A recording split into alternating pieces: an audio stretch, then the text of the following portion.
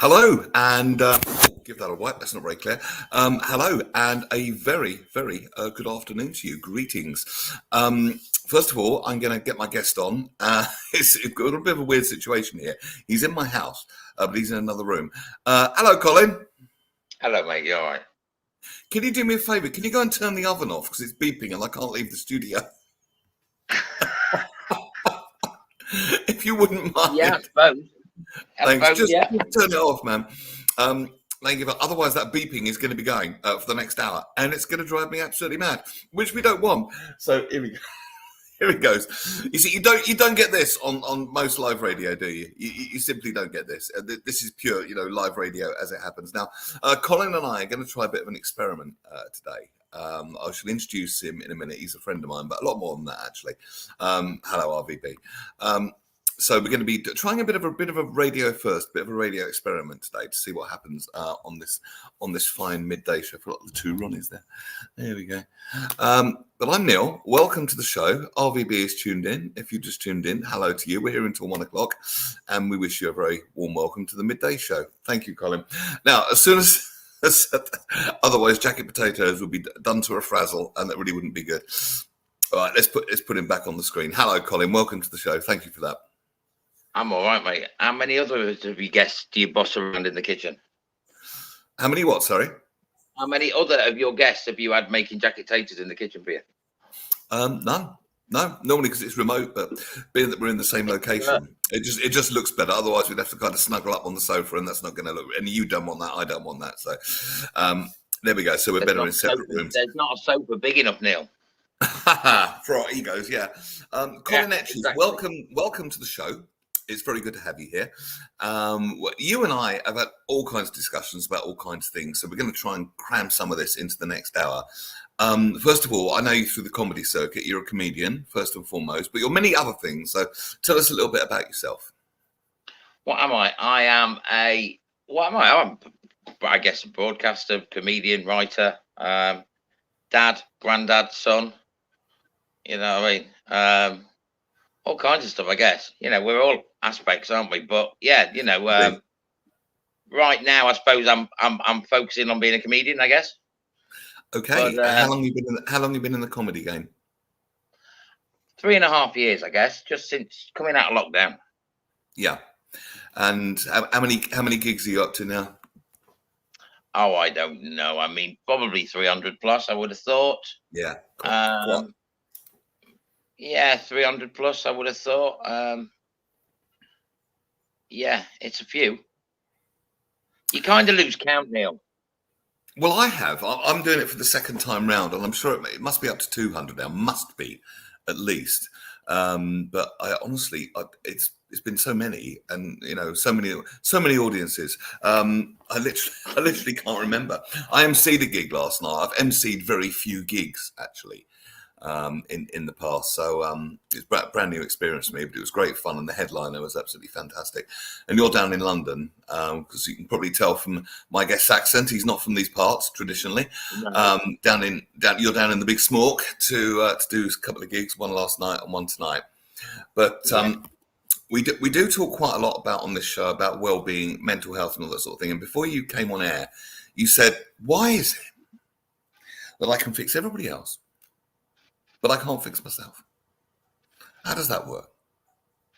So we came up with this bit of an idea that we would actually try and fix each other.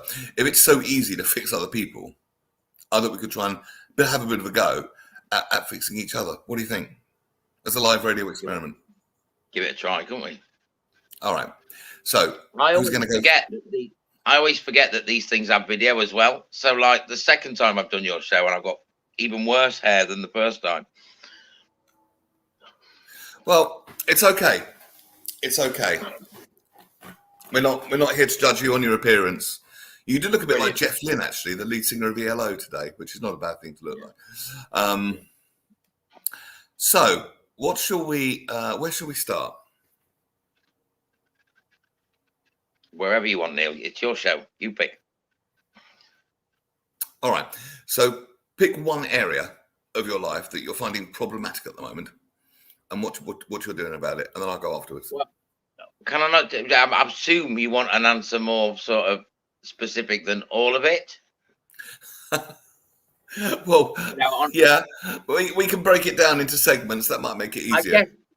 Okay, let's start with the obvious. Do you know what I mean? Like, being a comedian is not very good for your mental health. You know what I mean? That's the truth, right? Well, especially when you start out, it's because it's an art form, and like any art form, you have to spend a certain amount of time being bad at it before you get good. You know, and so it's not you've spent some time in the comedy industry twice now, Neil. It's not, what's the word? Like, me and you are good pals, and I've got some great friends in comedy, but largely the industry doesn't care. Really. Well, most of the people I've met are really nice, actually. Okay. Yeah, I've never really had a problem with anyone that I've met, really. But I suppose as an industry-wide thing, when you say the whole industry doesn't care, what do you mean by that? It's not people, Neil. It's the rejection. It's like in any job, I'm sure if you're a bloody postman, there's always a postman that's better than you at being a postman. It's like any other profession. But with comedy, we put ourselves on the line. When we stood on stage, people think we're clowns and we're indestructible and we're bulletproof. But when we're on stage, we're proper vulnerable. And you give something your all. And in most careers, if you work hard, you'll get promoted and you'll go up the ladder. And the industry's not always like that. And I think that takes its toll on its members. I think it can be easy to be discouraged. I mean, the second time round that I've done it, I'm not taking it as seriously. I don't mean any less professionally. If you put me for a gig, I'll be there. Will I give 100%? Yes, I will. But I don't come off stage and think my whole life and well-being depends on it. A little bit. Last night I was emceeing, and I'm quite an inexperienced MC, and I was like, but then night's sleep, and I'm like, actually, I look back, that actually went pretty well, because I can DJ, I can facilitate a room. It's just a question of learning the MC skills. So was I brilliant? No. Was I awful? No. I was pretty okay. So that'll do. And I've got one of my favourite ones tomorrow night. Pink Peach comedy with a chap called Keenan Atkins. And he runs a great room in Hamworth in southwest London. So I'm really looking forward to that. Come along if anyone's watching, wants to come for a giggle. So I'm not so bothered anymore. So I wouldn't say that affects my mental health. Some things do. Something fairly recently did. Here you go. You can fix me on this one. All right. Here comes your first fix. It's kind of when there's conflicts with two groups of people that I know. All right. And I'm trying to kind of smooth it all over. But no matter what I do, if I do this, the other camp's going to be pissed off. And if I do that, then equal and opposite. And part of me wants us to go, fuck it. I've had enough. Deal with your own shit. But equally, I want everyone to, get on and be happy and wish them well and all that sort of thing. But I can't dance to everyone else's tune, and I can get really triggered like that. And I think the last time it happened, it took me down for about a week, and I had a week of not particularly good mental health. So I actually had to say to people, look, this is actually affecting my mental health. Stop, please stop, or deal with it yourself. I don't want to. And I thought, is that really selfish? But selfish or not, I felt better. So maybe not, I think the truth is, Neil, right? I think one is stuck between a rock and a hard place. There we go. Well, I know you very well, right? Or reasonably well, right? And I wonder whether do you have a little need, whether pathological or not is a different issue, to fix things? Is that kind of an impulsive? I see a problem, I must fix it, because I do have a pathological need to fix stuff. You know what I mean? And it's almost destructive. Isn't that a male trait? Well, it is a male trait, but it's an empathic male trait more, because you can see the suffering that everybody else is going through, and you know that if you can only pull on the right string, you can fix it. But the truth is, sometimes it's better for us to just be out of the fray, and 99% of problems do eventually sort themselves out, and they don't need your input. You just want to do it quickly because you can.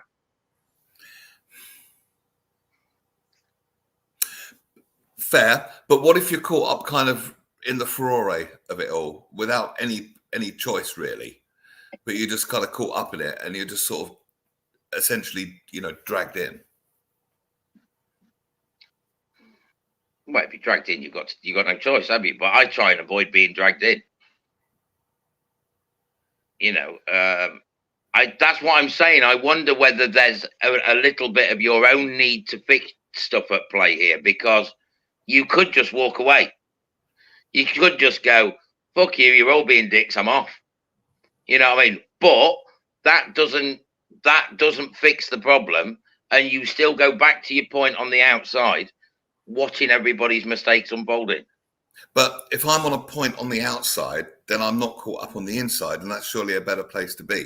Surely I should be focusing on what I want to do, what I want to do with my day, what I want to do with my life, and kind of letting other people get on with it. I'm not saying I wouldn't help anyone, not at all, but to be dragged in and try and maybe those people are learning something from that, and I might be taking their learnings away by trying to intervene. So maybe we ought to be a little bit more careful possibly before we sort of jump in and intervene. Sure, if somebody wants to run something by you, happily listen and happily help, but I don't know. It's finding that balance, isn't it? I don't like the use of the word, Neil, right? Because it's a negative word and it means something negative. But sometimes for the benefit of ourselves, we have to just ignore something. Do you know what I mean? We have to it's just like I must come first, you know what I mean? And you have to walk away. You know what I mean? You got dragged in, but I'm sure you could have dragged yourself out again. Well, I did. I was saying to people, look, and people quite close to me, look, I will put myself first here. This is my mental health on the line. And whatever I have to do, my mental health is number one. You know what I mean? And if you want the lovely, kind, bubbly, fun Neil that then I need to be on top form. So you could call it the selfishness paradox, if you like. The only person that really has got 24-hour, 365 access to me for any reason at all is my daughter. Apart from that, and people go out in kind of concentric circles outwards, and I'm sure we're all like that. And I've got the 5 people that I could ring in an emergency, and so have they, and I'm on people's lists as well. I wouldn't want to be anywhere else, but that's for dire emergencies. That's not just for like every day, but just getting involved. I think I'll tell you what else is bad for our mental health: constantly reading the news media, constantly focusing on all the negative news, constantly focus on what's going wrong in the world, constantly focusing on people's gripes and all that sort of stuff. There are some serious problems, and we'd all like to make a contribution to try and solve them. But at what point does that, again, in itself become fixing? I've got an anecdote here for you, because this is exactly what for the political. Since Brexit, I have had a routine that's involved being constantly fixed to the radio, to what's happening in the world. The PM show in the morning, Week Up with Westminster in the evening. And I went to my friend's not too long ago, about 8 weeks ago, and he did away with all the radio and the news, and just did away with it. Played music, did other stuff, right? And the effect on his mental health was incredible. So for about 8 weeks now, I only hear the news if it just happens to be on where I am, or if I'm flicking. So I keep a loose, but I'm not having these 4 hours of negative crap bombarded at me every day. And it is. And all you hear is like 2 opposing sides. It's you're wrong. No, you're wrong. No, you're wrong. No, you're wrong. And there's never any kind of higher outcome. There's never kind of any Well, resolution. that's It's because almost like, I think, what's that song, the Black Eyed Peas song, Where Is the Love? I think the whole world's addicted to the drama, and we love it, don't we? well, I don't think people are just shouting at each other. There's no nuance to any debate. There's no nuance to any discussion. It's all, I believe what I believe, and you will believe me, or you're against. You know what I mean? It's. You could argue it's been going on since Brexit, certainly in the UK, that people have slowly been throwing barriers up between themselves and everybody else. Well, I never saw the country so divided as in Brexit. I remember talking to my friend, and he said the only thing that's going to unite us is little green men coming down and attacking Earth, and we'll all at least have one common enemy, not each other. And then COVID came along, but you're right. You're right. It just doesn't seem a very happy way to live, does it? Well, no. Where's that to look forward to? Where's the aspiration? Where's the personal growth? Where's the fun? Where's the laughter? Where's the joy? Where there's none of that in any of that. And because there's none of that in any of that, obviously it's not going to be a very happy way to live. So why are we all doing it? Well, we have to deal with things. We have to deal with things, Neil, like the media. Do you know what I mean? Like the media wants us all in a constant state of fear, right? It's like it suits the media, and you know me, I'm a very sensible man. I'm a centrist. I'm not extreme in any way politically at all, not right? At all. But I've lost my chain of thought. You're not extremist. The media wants us to be in fear. Yeah, but the media, the only explanation I've got is that the media wants us in fear. It was Brexit. Do you know what I mean? COVID and all these things that the media just, and if we feel like, you know, like, so we get through COVID and stuff, and then we get the Russia invasion, and just when the Russia invasion gets to the point where everybody's kind of not okay with it, but it's just going on in the background, then the media whip up a Middle East issue. Do you know what I mean? Or then it's China, or then it's like the government or the media or something want us in this constant state of fear. Why? You know what I mean? Now I don't know. Because if you're scared and afraid, then you're not inward looking, inward thinking and centered, are you? Well, no. You know what I mean? Because without getting conspiratorial, people are easy to control when they're in that state. Because then the savior comes, I can help you, vote for me. In a state of anxiety, you'll do whatever you fucking think you need to do to get rid of the anxiety. And I am not saying this is a conspiracy theorist. I'm looking outside. Like, you walk around the streets of this country and people are suffering. You know what I mean? And they're not suffering. If you are looking outside of yourself for solutions to anything, because the outer world, sorry to sound all Darris for a second, but because the outer world is in a constant state of change, you will never find that security permanently in the outer world. I mean, you know, we're coming into autumn, there's change, then winter, there's change, then spring, there's change. So it's obviously navigating life within that sea of change and focusing exclusively outside of yourself, number one. And on number two, things you can't control. And three, things that are frightening. No wonder we're all running scared. Again, where's the fun? Where's the joy? Where's the personal growth? Where's the, you know? It's exactly that. It's like, and you can't help but sound conspiratorial about it, but it's really not the case. It's like, you know, everybody's still recovering from COVID. Like, my daughter's 15 and she spent 2 years locked in the house with COVID pretty much. You know, she got a bit more school because her mum was a teacher, so she got a little bit of more school than most, but she's still suffering. You know what I mean? She's still suffering from that 2 years away from school. Mentally, academically, because she's also autistic, she's not been able to catch up. She's not been able to get back to the level she was. Well, they did say there was going to be a mental health backlash. Just do a couple of comments. Colin, I'd like you to meet someone. We've had him as a guest on the show. He is very high up in the USA and Canadian psychological health profession. So a wonderful listener. We're always very happy to see him on the timeline. Asa Don Brown, Dr. Asa, hello to you. Dave Sleet, another one of our fine regulars. Greetings, one and all. We're seeing the result of decades of divide and conquer. Fear has always been the driving factor of that control mechanism, and it is a control mechanism. It was religion that was fearful and controlling us. Now it's the government, but it's the same. It's the same dynamic, isn't it? Hold on, one more.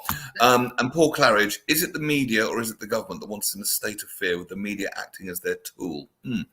Create a state of fear, and you've got at least 50 to 70% of the population under control, with the other 30 to 50% being seen as troublemakers. It is worth saying that there is an acronym saying fear is false evidence appearing real. There is that. Or fuck everything and run. That's the other one.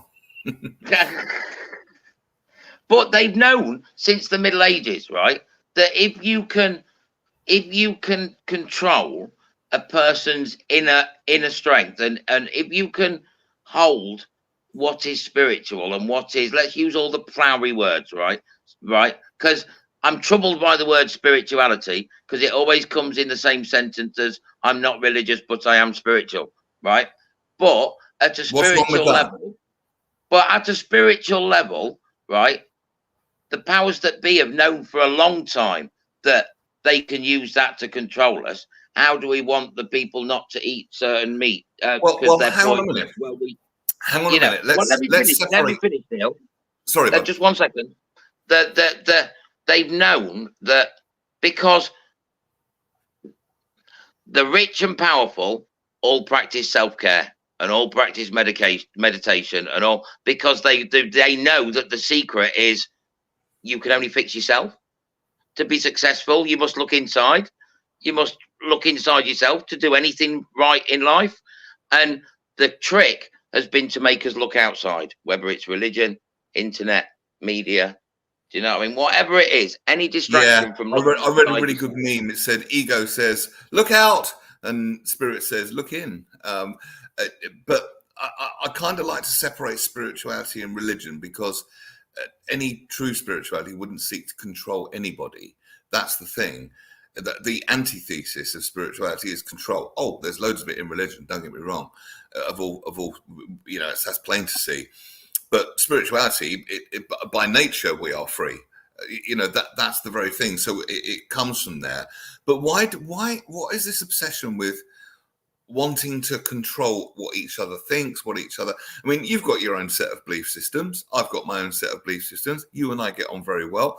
I've got no need to convert you to any of my ideas. I might share a couple, but I've got no wish to kind of control you, so I feel more powerful. That doesn't interest me at all. So why do we all seem so obsessed with this? Thoughts on the timeline, everyone. Please jump into this discussion at any point if you tuned in. We'd love to hear from you. We haven't got a vested interest. I think it's, if you know, I mean, if you've got a vested interest, if your whole well-being and sense of who you are is wrapped up in you being a majority shareholder in a multinational organization, and then you're going to fight tooth and nail to hang on to it, I guess, aren't you? Well, I mean, there's nothing intrinsically wrong with being abundant, having plenty of money. It's just when it's, or anything is seen as the key to happiness. When happiness surely is a moment-to-moment choice. But if the people in charge, their happiness is stuff, then the people below aspire to be the people in charge, and it's a circle. Like, the people below just want what the people above have got. But that's what not the people helping. Below, as you put it, don't see is that there's many, many people at the top who are multimillionaires and really miserable. I once heard a story about a man that owned 2 yachts, and he was depressed because his mate across the other side of the marina had 3. Now, that to me is ridiculous. And if we're putting our happiness on essentially, now, would I like to own a yacht or go on one? Wouldn't mind if I had the money. But would I would it be exciting? Yes. Would it make me feel good? Yeah, in a decadent sort of way. Would I throw epic parties? You bet. But But to say that very thing is the source of your happiness, that's erroneous. It really is. Because if that was true, how come we see in developing countries like young kids in the township or something like that perfectly happy with hardly anything, and yet why Is can it people all be relative? really rich and really unhappy? Is it possible to be poor and unhappy? Yes. Is it possible to be rich and happy? Yes. But we've conflated it all. We're all confused here, aren't we? Well, isn't it all relative? Because that's I my know. argument. Like I'm writing a new piece of comedy at the moment, Neil. Because Oh, come what on, let's hear irritates it. Give us a well, no, little I'm not going blast. to do the comedy. But what irritates me is that people say, "Oh, kids have never had it so easy. They have it easier now than they've ever had it." Da, da, da, da, da, da, da, da. And in some respects, they have. They're not going to get eaten by a saber-toothed tiger anymore. Well, But neither will we. no, but take bullying, right? When we were at school, bullying happened between school hours. Yeah. You got some respite at the weekends. Now it's right here. You got some respite in the holidays. Now, if your bully at 3 o'clock in the morning is awake and he's bored, you know what I mean? He can give you, you know what I mean? It's like society's changed. So what I'm saying is, it's all relative. A Victorian child had it no more difficult, I would argue, than the children of today. It's just their problems are different. You know what I mean? Their issues are different. You know what I mean? Stone Age child, completely different again. What do you think the most common issue, because you're a dad yourself, facing young people is today? Teenagers, Internet. maybe? It's internet, and it's been the biggest problem facing the children for 20 years because we didn't put some kind of regulation in place when we were rolling it out, which is what we should have done. It should have been controlled in some way, and it wasn't. And now we can't. It's too far gone to wheel it back. Well, there are. I mean, I wouldn't be without the internet, but there are some hideous things on there. I understand. You hear these people posting, how to self-harm yourself and all these sorts of things. It does need some regulation, and you do hear these awful stories of some, a vulnerable young person. It makes you want to weep that have fallen through the cracks, and because of the way the algorithms are programmed, they get more and more of it, and then they fall for this crap. But again, it's bad. Well, it's bad for another reason, Neil, because it inhibits meaningful human interaction. Do you know what I mean? It gets in the way of people don't know how to talk to each other anymore because it's all done in text speak on a screen. It's that's the other problem, is that it really is an inhibitor to genuine human interaction. I'll never forget. I'll always tell this story over lockdown. In the very room that I'm broadcasting from, I was doing lockdown parties, broadcasting, and it was a lot of fun. It brought a lot of people together, and it was a blast. It was a party every night in your own house. No Uber home. Get as strong as you want. Smash the place up. I don't mind. But when it was rule of 6, I invited 6 people who've been, regulars on my timeline, because they seemed pretty okay, pretty trustworthy. Robert Van Buren was one of them, actually. But you did this too, Robert. I have to say, it was an interesting phenomenon. I'm not saying this rudely, but it just happened. I'm just telling the story. And 6 people who've been chatting night after night after night on the computer, getting to know each other, play a record, Mr. DJ, have a laugh, get to know each other, rude comment from the DJ, laugh, talk to each other. Met in person and sat in not a particularly big room. This is not an enormous room. It seats about 6 comfortably, all right? And it did. And they all sat here and talked to each other on their phones when they're no more than 2 meters away from each other. And that was like, I thought, welcome to the 21st century. And that blew my mind. That absolutely blew my mind. Listen, the internet's not without its benefits. Like through lockdown, it saved me. You know what I mean? Through lockdown, if we'd not had the internet and had, like Stingo, who's a pal of both of ours, I met him during lockdown online. You know what I mean? Yes. So I wouldn't be without the internet. Shout out Stingo Murphy. He's a comedian and comedy promoter. Wrong Side of the Tracks Comedy Club. Puts on some great shows. If you give that a Google, he's a good lad. But yeah. So we were fixing problems. So back to my need to fix things. Do you think just walk away?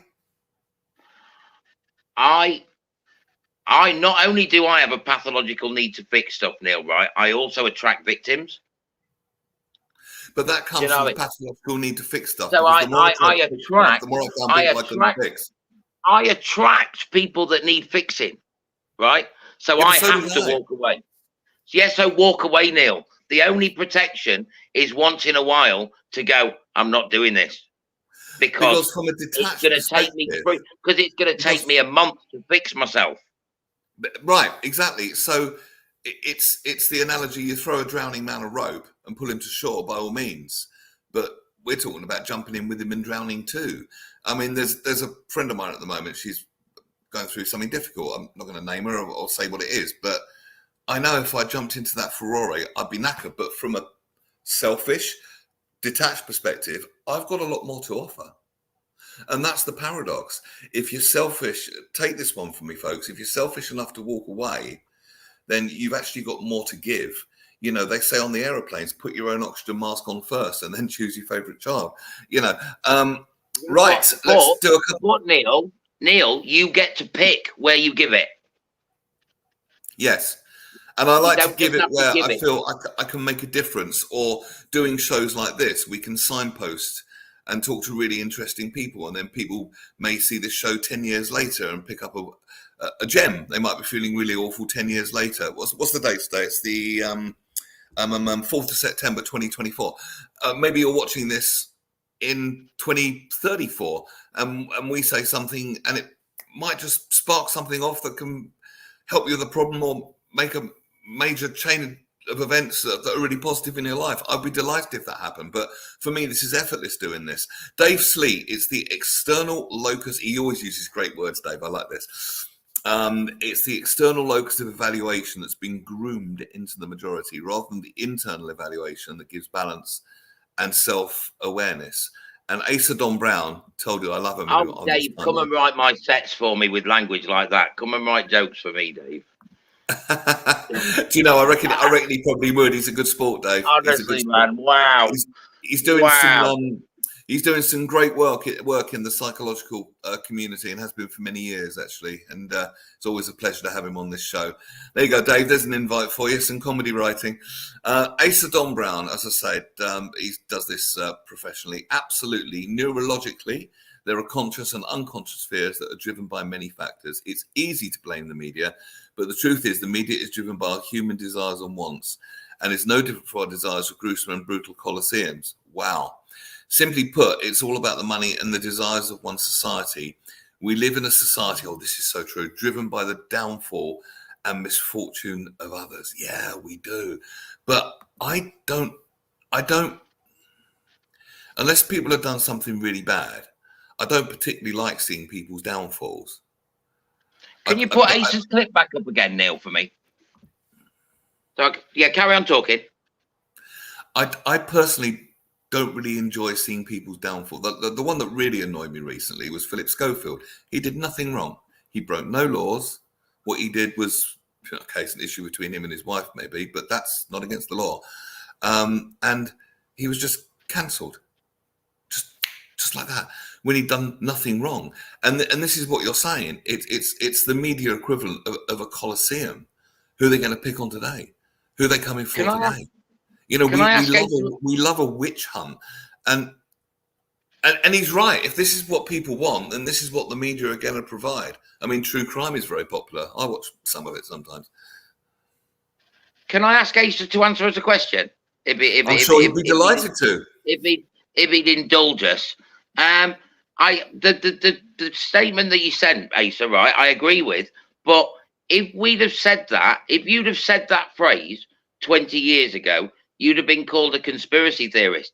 And the truth is that what you said is bang on, and it's bang on now. And so all the people that we thought were crazy conspiracy theorists, it now turns out that some of them were right. I'm struggling. I'm finding that circle difficult to square. So what question are you posing here? How do we square that circle, Asa? How do we get people to take us seriously without going, oh, you're just conspiracy nutters. You think that the media is all wrapped up and making us, well, that's the truth. That's what's happening. What you said is exactly what's happening. So how do we transmit that message out without... I agree with you, Colin. being... I don't think the media intrinsically is evil. I don't think there's evil puppet masters in the media. I think that's any more than I believe that the world is flat. That's crap. But unless you want to consider the whole ethos of feeding, if you like, a feeding frenzy on other people's misfortune and downfalls. And that kind of, and he's used the right word, Colosseum. Look at Jeremy Kyle, for goodness sake. Look how many years that ran. There's an inquiry going on about that today. And it was car crash TV. And I used to watch Jerry Springer. Oh God, I said it. But all for the wrong reasons. But that was mainly staged anyway, because I think the laws are different. It's been coming. Where we are now has been coming for a long time. You know. Here we go. Paul Claridge, another regular of the show. Paul, meet my friend Colin. Colin, meet Paul. A very good friend of mine found herself the victim of an online hate campaign recently. She's in her 50s, and the person bullying her was also a grown woman who clearly thought there'd be no consequences for her vile behaviour. My friend was broken by this. Her depression was off the scale. Then one day, while on a walk with her dogs, we met a man who is paid by companies to clean up their social media and remove all bad comments and posts. When we told him about online abuse, he simply, don't leave us hanging. He simply what?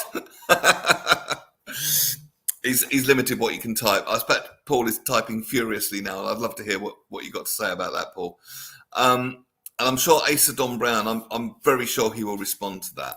How do you make these points without people thinking without everybody, without the environment? What are essentially the brainwashed masses by the media, because we can now accept that that's what the media are doing, whether it's through bad intentions or not. When everybody else thinks they're right. Well, we can't all be right and we can't all be wrong. I think we can, again, it comes back to Dave, doesn't it? It's that internal locus of control. So when you, I suppose, when you know who you are, when you know what your values are and you live by that, then you're happy with yourself, which is, world peace is a personal thing, if you like. Right. Dave Sleet says, breaking the fear is when people trust, understanding and believe the outcome is not a place to fear. But to do that, we've got to get past an awful load of brainwashing, which wants us to believe that life is terrible. It's going to be awful. I mean, there's so many things. You're northerners and we're southerners, and you're black and you're white and you're gay and you're straight and you're trans and you're not. And it's all these little labels that everybody's fighting for their labels. But actually, I'm not sure the labels help when it just further divides us all. We're all human. And that's the only thing to me. I'm not bothered that I'm from the south and you're from the north. That doesn't bother me at all. We come from the same country. That'll do for me. Do you know what we got a common interest? Not even that, Neil. Not even that. We're all people. Yeah. And that on a bigger scale. That doesn't bother me. I don't care if people are trans. I don't care if people are gay. I never did. Paul Claridge, he simply said, leave it with him. He removed all the hate posts and sent the IP address of the hater to the relevant authorities. Nice.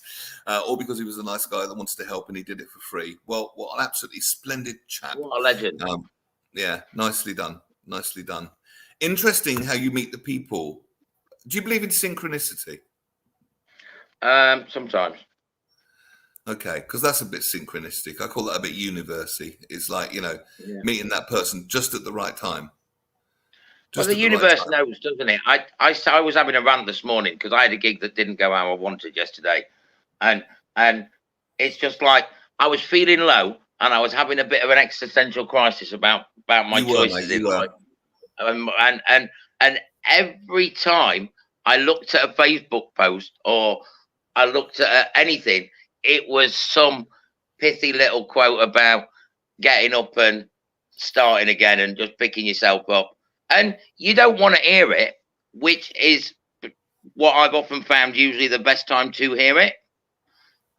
Do you know? Yeah, we resist what we need the most. I mean, I've seen your work, and I saw your Edinburgh show when I went to Edinburgh last year, Attention Deficit, which was an hour Yeah. show. Now, I've never written an hour show. I've never taken an hour show to Edinburgh. I've got 15 minutes of good stuff at best. It's good stuff, but it is only 15 minutes.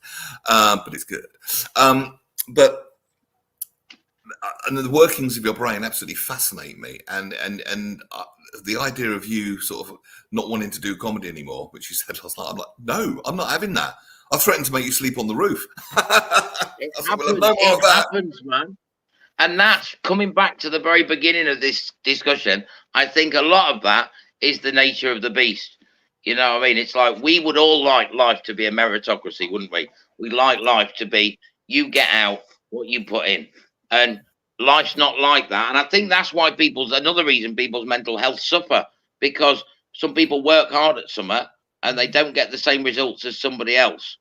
Well, hard work is not the only factor, because we all know people that work hard and really struggle, and we all know people that don't seem to work hard and don't seem to struggle at all. So I think it comes back to another factor.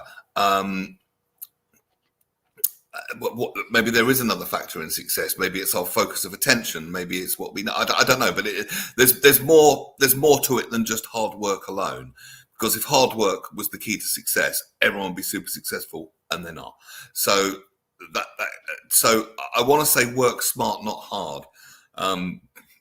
We have a response from Asa, a brilliant considered response. Colin, I understand your question and personal impressions, but unfortunately there will never be complete acceptance. As a Canadian and American, I'm viewing various political paradigms playing out on the operatic stages, nicely put, but the voices are only being heard by those receptive of the message being sung, and that's the thing. It's like your own kind of personal algorithm, isn't it? All the time there isn't an acceptance of other points of views that are different to yours, but could be equally as good. And have value. I mean, there's some people I can hardly stand, but I can find one thing and go, actually, that was quite clever. I'll take that one. You know what I mean? Find at least one thing and then just keep away. But maybe we weren't all meant to be the same, and maybe the universe is big enough, because as far as I know, it is quite big, like forever. For all belief systems and ideas. And maybe this is just so petty. We're scrabbling in what we think is a limited pond, when the pond is vast and there's plenty of room for all of us, you know? That's what I think. I found when I went to Canada, Dr. Asa, I found them when I first went to Ottawa, back in before the pandemic, 2019, might be 2018. I found it such a forward-thinking place. I found Canada and Canadians really, really forward-thinking. In my humble opinion, way ahead of America, way ahead. And frankly, way ahead of us in the UK in many, many ways. I just did. I thought it was I'll never forget, I was outside the Canadian Parliament with my beautiful daughter. We were visiting Parliament. It's based on ours, actually. It looks very like it. And normally you go to America, there's massive protests every day outside. I've forgotten their word now. What do they call it? Not legislative. What's American Parliament called? Senate. Pardon? The Senate. Thank you. The Senate. Massive protest there. And in the UK, outside Parliament, massive protest. Outside the Canadian Parliament, and it's a big concourse, there was one A board. One. No one was manning it. Just one little A board, the size you get outside a typical sort of ice cream shop in a small high street. And it said, Trudeau, who's the PM, our textbooks are too expensive, show some accountability. And I thought, my God, a massive country like Canada, if that's all they're worrying about. Mind you, weed's legal as well, so they're probably all more chilled out about it. But I don't know what you think about that, Asa. I found Canada much more forward-thinking than the US and here in the UK. I remember coming back thinking, my God, why don't we adopt that idea, like legalise weed? Why don't we adopt that idea? Why don't we do this? Why don't we do that? Well, they've got. It's not that I dislike America or Americans. It's just, but you look at Trump's mindset and compare it to Trudeau. I know not everyone likes Trudeau, but it just seemed to be way ahead to me, in my opinion. They legalised assisted dying now in Canada, haven't they? Have they? Yeah, but there was some. I don't know. Asa might be able to shed some light on it actually, but I read some stories recently where they were looking to extend it out, and there was a guy that essentially adopted for euthanasia because he didn't have anywhere to live and mental health issues, and there was talk of extending it out. I was a little bit horrified by it, Neil, if I'm honest. Hang on, what do you mean? Hang on, stop. What do you mean extending it out? What to extending it out they were talking about extending it out to include people with mental health issues, people with yeah, and there was a guy that essentially ended up on the euthanasia list because he thought his life was rubbish and there was no point in living. And I don't know if it's fake news. I don't know if it's fake news. I don't know. That's why I wondered. But I just wondered on a Canadian. But it horrified me. If it's true, I was horrified. I hope it's not. I mean, I just said Canada's really forward thinking. I don't think Canada will come up with an idea that's like what, that. as I say, that's what I thought as well. But it's an interesting thing. I think we do some more research. But if Asa can shed some light on it, that would be great. Yeah, I'd be very surprised if that's true. Feel free to, Asa. Paul, I believe that we meet certain people when we need them the most. Fate, or whatever you call it, brings us together. Now, if only I could meet a mega rich cougar with a liking for tubby bald blokes. Well, stranger things have happened, my friend. Stranger things have happened. There's a very beautiful woman just walked in the room here, your girlfriend. Don't call her a cougar, though, for God's sake. I did not call her a cougar. I said she's a beautiful woman. She's laughing. We're all good. I would love that. I would love it if you met a mega rich cougar with a liking for tubby bald. I would just love that if that happened. I'd be like, yes, universe, that is so good. But why not? Is the universe big enough to find you a cougar with a liking for a tubby bald bloke? Manifest it, Paul. Manifest it. Do you believe in manifesting? I believe you have to put the work in. You can't just say, I want a car, I want a car, I want a car, and a car will turn up. I think I think it's more about where your headspace is at, isn't it? You know what I mean? Like, don't focus on what you want. Focus on what you need rather than what you want. You know, that kind of. Yeah, I think you can play with your own head, but I don't think you can just wish. I think you have to. I think if you hang on, here's the nuance here. If you say I want it, that very statement, wanting, means you haven't got it. Yeah. Therefore, you're putting out lack of it. Yeah. Energetically, if you like. If you say at some level, at some quantum level, I have it. All right, let's take Paul's fun example. Paul, if you said a mega rich cougar with a liking for tubby bald blokes is looking for me right now, and I can't wait to meet her, that's a very different thing you're putting out to the universe, if you like, than, oh, if only I could meet her. That's only a pipe dream. Yeah. You see what I mean? The energy is different. Okay. It's about language, isn't it? So, like me, I'm very negative. My internal language is quite negative. Do you know what I mean? And I really struggle with that. So I think sometimes in life I might lose out because linguistically in my own head I'm very negative. You know what I mean? If something goes bad, it's because I'm shit, rather than, like, last night is a great example. I was, and we all know I wasn't shit. I'm a decent comic. There's no way on this earth I was shit. But in that moment, my brain language, instead of going, you know what I mean? So so I think manifestation works, but it works in tandem with your own internal language. Yeah, I think what you're talking about is the inner critic, and there are ways of silencing the inner critic. Give it me. Okay. You put your thumb out in front of you, like that, and you take that voice out of your head, make it very, very small, like a tiny little stick man or stick troll or whatever it is. Imagine it's tiny and it's squeaking and it's much smaller than you. And then that really does make it very hard to take it seriously when it's saying, you're shit, you're rubbish, you'll never be you're a crap comedian. Right.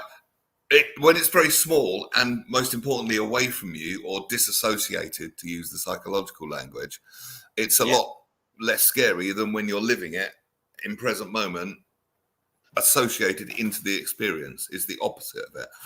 So that's one way. There is STFU as well, which is shut the fuck up. Because the inner critic has never got anything good to say, ever. But on a more positive point of view, there is no failure. There's only feedback. You would have learned something last night.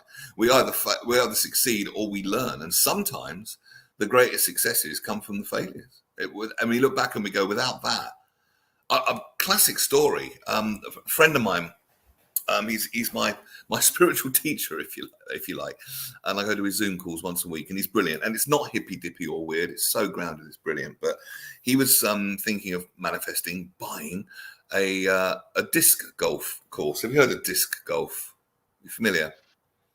It's basically like chucking frisbees into targets, like golf, but with glorified frisbees.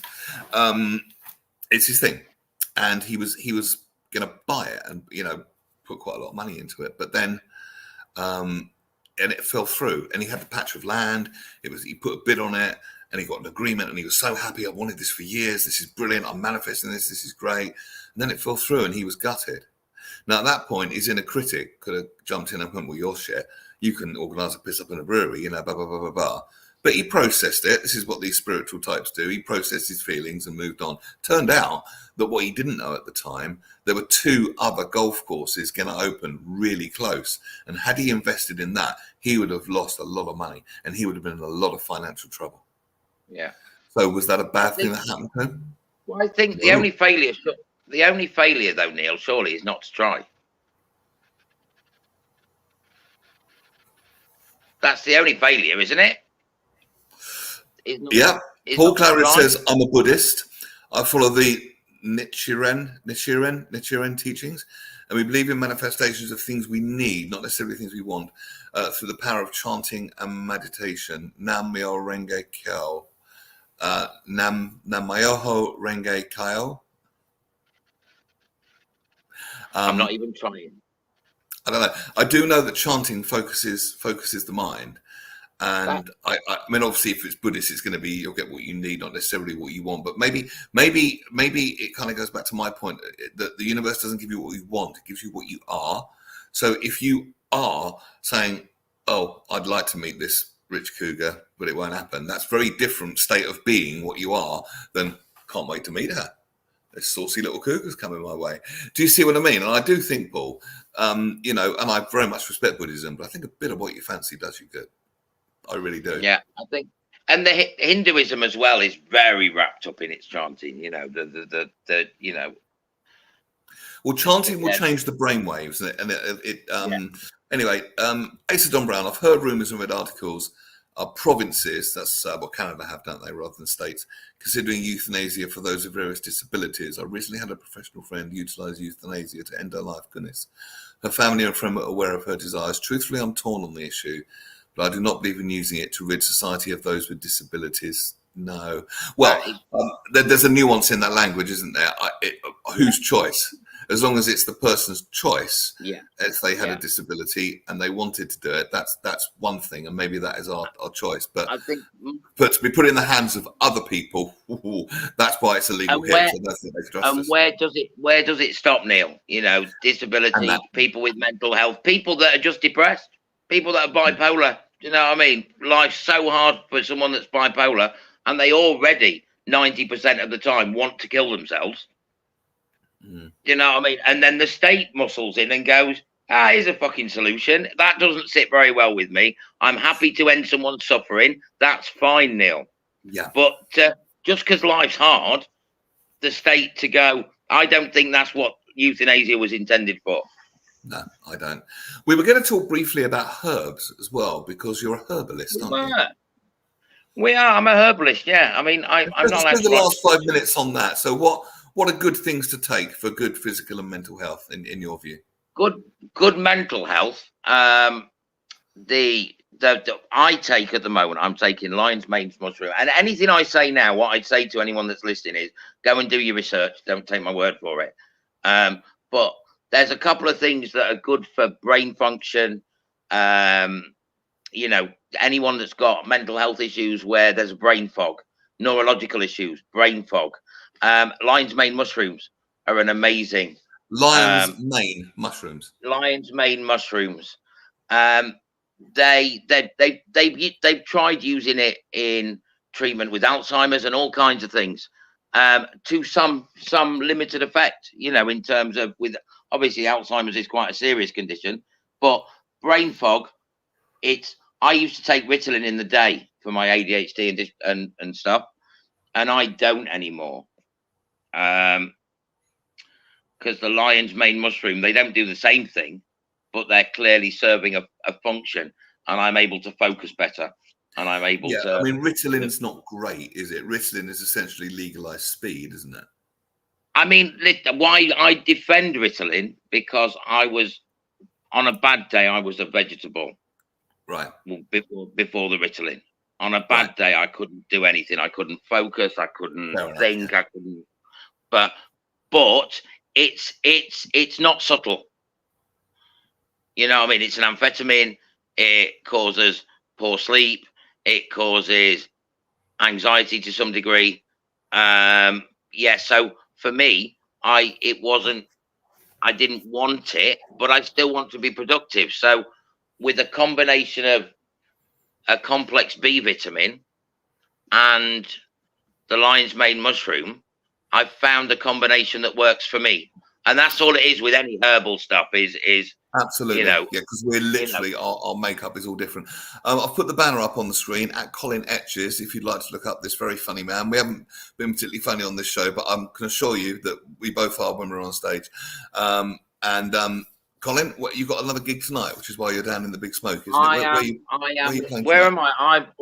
I'm going into the wilderness. I'm in just on the edge of Brockwell Park, so somewhere between Streatham and Brixton. Cool. So you may hear from me again. You may hear from me again. You may not. It's it's Comedy Incorporated. So if you are around the Streatham area, just to give it a little Google search, I'm sure you'll find it. Okay. 12 comedians, including me. And we have I'm people all right. all over the country listening. Whereabouts are you playing in the Midlands again soon? I am. If you have a look if you search me in Google, you'll see that I'm doing a show at Nottingham Comedy Festival in November, which is a 1-hour show, largely me doing bits that didn't make the cut for attention deficit. Not because they weren't funny, just because they didn't fit. And then a work in progress for my new show, which is as yet untitled. So that's what I've called the show. And that's going to be next year in Edinburgh, is it? No, it's not, because I'm getting married in July. So congratulations. I don't think I'm going to get away with going to Edinburgh when I should be on my honeymoon. Yeah, but that's August. That's all right. Yeah, but I get married at the end of July, and then we're supposed to be going away for 3 or 4 weeks. Do you know, she's in the garden at the moment. I don't think she heard that. No. Well, you tell her I'm going to Edinburgh next year. Because I'm not. I'll let her know. I'll let her know. Congratulations as well. She's a lovely lady. You've done well there, mate. She's all right. She'll do. She puts up with me. That's enough. It's been really lovely having you on the show. And we were going to be chewing the fat anyway today, so I thought we might as well do it in public. Thank you very much indeed to all our contributors. One more comment's just come in. There we go. Perfect solution. Why not honeymoon in Edinburgh? What, at £200 a night for a hotel room?